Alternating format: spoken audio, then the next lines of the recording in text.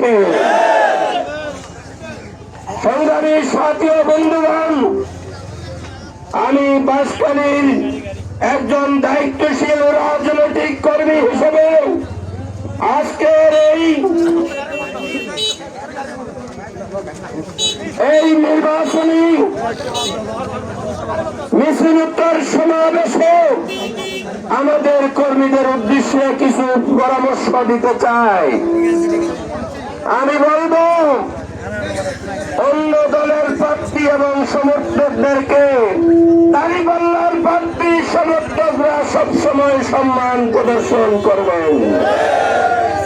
অন্য দলের প্রার্থী এবং তাদের সমর্থকদের প্রতি অসম্মান এবং অশ্রদ্ধা করবেন না।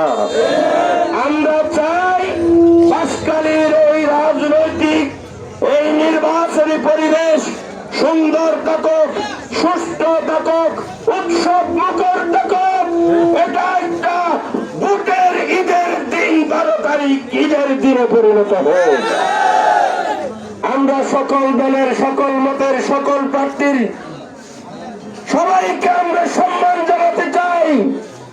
পরিশেষে বাঁশখালীর দল মত নির্বিশেষে, ধর্ম বর্ণ নির্বিশেষে ব্যবসায়ী